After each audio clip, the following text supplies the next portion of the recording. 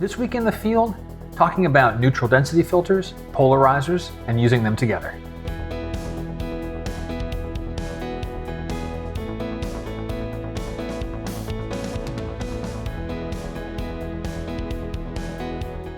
Hey everyone, I'm Scott Davenport. Welcome to In the Field. Today is a Q&A episode. It's all about filters. And I got a multi-part question from David. And he asked, first, when do you use a polarizer for your water photography? When do you add in the neutral density filter? And then in what order do you stack those filters on your camera? Well, let's take each one of these one at a time. First, for the polarizer. When do I use a polarizer? It's really to manage glare. Either I want to maintain glare in a scene or I want to cut through it. And it just depends on what you're photographing. Most of the time we want to control glare to see through a water's surface and to what's beneath it. So imagine a stream or a river where there's some nice pebbles on the bottom, and you can use your polarizer to cut through any reflections coming off of the water's surface and see that nice bottom of a riverbed. Conversely, you might have something where what's beneath the water is kind of ugly, and maybe you want to mask that some, and so you can use your polarizer to help out with that. I know a lot of folks will turn to their polarizers to help out with like richening the vibrance of the sky and so forth, and that's a great use for them as well. But specifically for water photography, I use it to manage glare in the shot. The second part of that question is, when do you use the neutral density filters? So this is a neutral density filter. It's just a darker piece of glass, and it cuts down the amount of light that's coming into the camera. And why do we use that? Well, it's to slow down our shutter speed. So if you're shooting in midday and you want to have some type of softness on water, that's where a neutral density filter comes in. There's a bunch of different uses for them, and I've talked about this in other In the Field episodes. I'll put a link to them in the show notes so you can check those out. But for water photography, it's really to slow down movement. And so the more ND stops you have, this one here this is a 10 stop filter, so it's quite thick. I mean, here's, you can see that you can't see through very much there. A lot of light's getting cut out. So it's really going to slow things down. You're talking multiple minutes for exposures. So any type of water just becomes totally smoothed out and either glass-like or very smoky and foggy if it was a lot of churning in the water. Shorter stops, like a 4-stop, those are good to get a smoothness but still some texture in the water. I like a 4-stop for getting streaks of water, something that's rushing down of a rock, great for waterfalls. Anything where there is some level of motion, you want to capture the feeling of motion, but soften it up a little bit. Now, the final part of David's question is, what about using these filters together? Well, first is, do you need to? Right? So your polarizer, which I have on the front of this camera here, that will also act as a neutral density filter in the sense that it's going to cut 1 to 2 stops of light depending on the polarizer and how thick it is.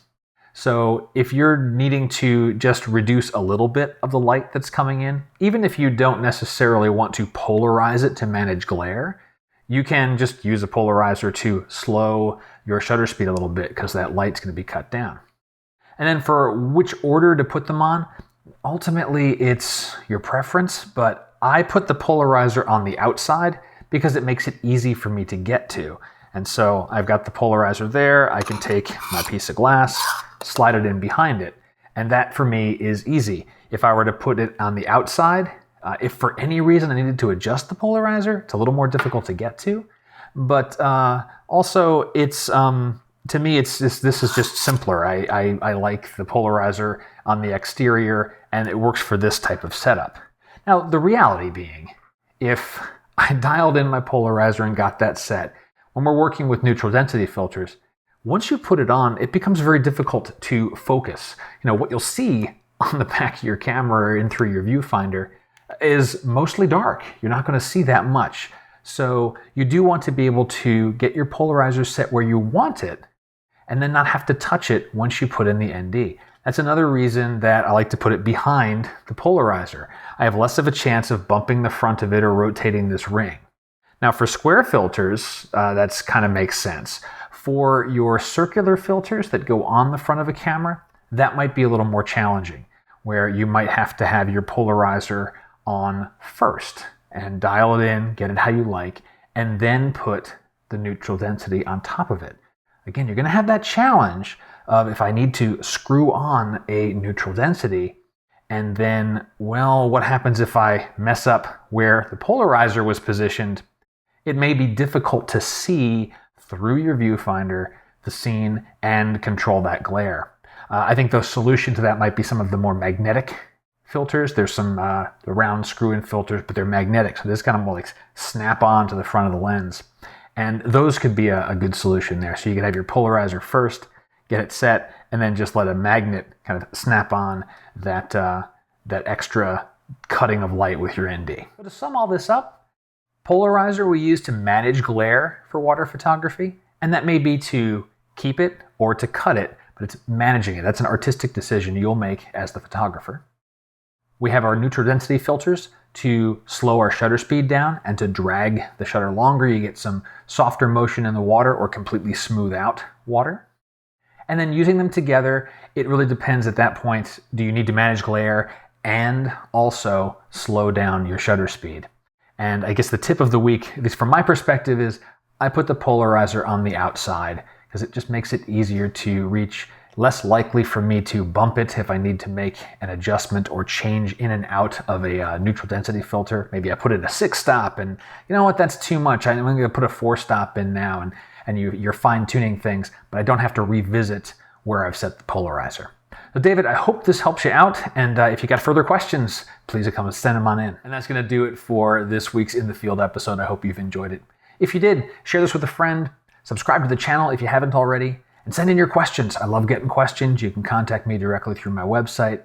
You'll get an answer in a day or two, and your question may be featured on a future episode. But the point of those questions is that we can all become better photographers. This was a really good one, David. I had to think, why do I do this the way I do? And well, there's reasons for it, but maybe there's another reason to do it a different way. I'd love to hear about that from anyone else. This needs to be a conversation so we can all get better together. Well, until next time, my name's Scott Davenport. Happy shooting.